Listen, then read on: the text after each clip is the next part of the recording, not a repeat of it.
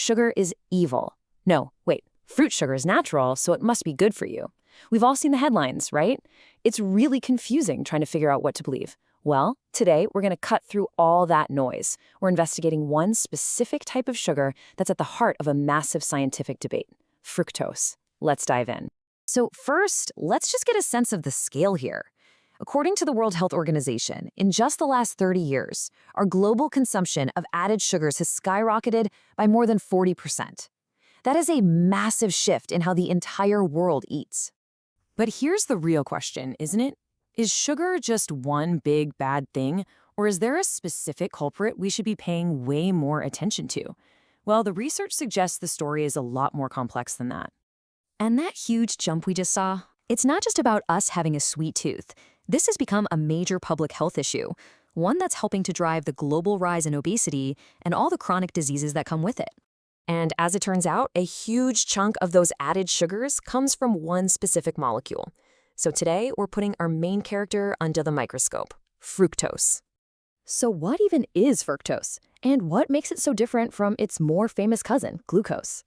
Well, it all comes down to a tiny, but believe me, incredibly powerful difference in its chemical makeup. Okay, I know this looks like a flashback to high school chemistry, but stick with me because the key insight here is actually fascinating. At first glance, fructose and glucose look like identical twins. They have the exact same chemical formula, C6H12O6. But if you look really closely at their structure, there's one little tweak that changes absolutely everything about how our body deals with them. And here it is, that tiny difference. Think of it like a key trying to fit into a lock. In glucose, a certain group of atoms sits on the first carbon. But in fructose, it's just shifted over one spot to the second. This tiny shift is the whole ballgame.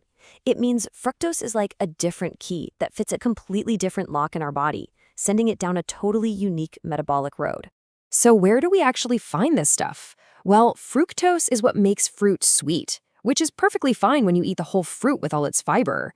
The real problem is when we get it in these super concentrated forms, like high fructose corn syrup, honey, or even just regular table sugar, which is half fructose, half glucose. And this unique structure is what leads us to the core of our story today, what we're calling the fructose detour. Because once it gets inside your body, fructose takes a completely different path than other sugars, a path with far fewer speed limits or stop signs. This quote from a university research report just nails it. Fructose bypasses key regulatory steps. Glycolysis is just the fancy term for the body's main system for turning sugar into energy. So, in other words, while glucose metabolism is carefully managed and policed, fructose gets an all-access pass to skip the body's main energy regulation checkpoints. All right, let's start with the normal route. This is a great illustration of how glucose is handled. It enters your bloodstream, your pancreas releases insulin, and cells all over your body can use it for immediate energy. It's a controlled, well-managed system with plenty of checks and balances. Now, compare that to the fructose pathway. As you can see, it's a completely different movie. Almost all of it gets transported straight to the liver. It doesn't need insulin, and, this is the crucial part, it skips those regulatory steps. It is literally an unregulated express train that dumps its entire carbo at one and only one destination: your liver. So what happens when the liver gets flooded with way more fructose than it can handle at once? It really only has one primary way to deal with the overload. It starts converting that extra fructose directly into fat. This process is called lipogenesis, and it produces a type of fat called triglycerides. And as you can probably imagine, having your liver constantly working overtime, basically acting like a fat production factory, well, that's going to have some serious long-term consequences. So let's look at what the research has linked to this unique metabolic pathway. And honestly, the science on this is pretty clear. Numerous studies have connected high fructose consumption to a whole cluster of serious health problems. We're talking metabolic syndrome, non-alcoholic fatty liver disease, an increased risk for type 2 diabetes, and a whole range of cardiovascular issues. This chart just visualizes the problem perfectly.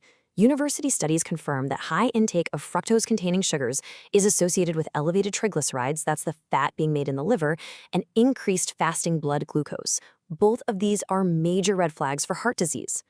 And the research is especially loud about one thing in particular. Liquid fructose from sugary drinks is a huge problem. It gets absorbed incredibly fast, and it just doesn't trigger the same fullness signals in your brain. That's why you can drink a giant soda and still feel hungry. It makes it dangerously easy to consume way too much without even realizing it. Okay, so we've seen the problem and the science behind it. So what can we actually do about it? Let's shift gears and turn to the actionable advice from the world's leading public health experts. And for that, we're going to look at the World Health Organization.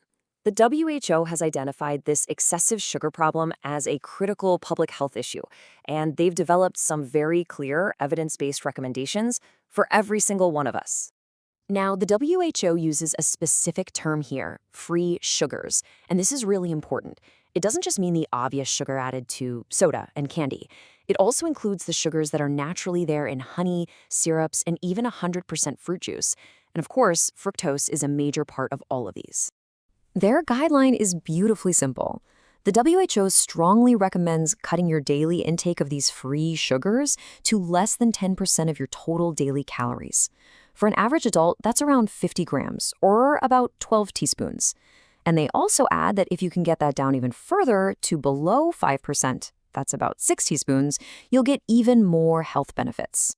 And this isn't just about individual willpower. The WHO also pushes governments to support people by putting proven public health strategies in place.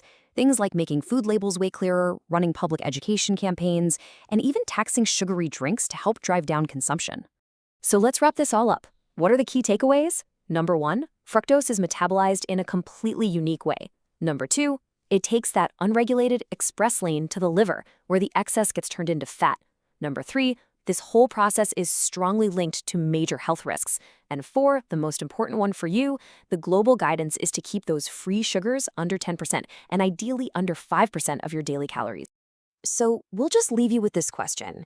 The next time you pick up a packaged food and you see total sugars on that nutrition label, knowing what you know now about this special molecule that takes a very particular detour straight to your liver, how is that going to change the way you look at it?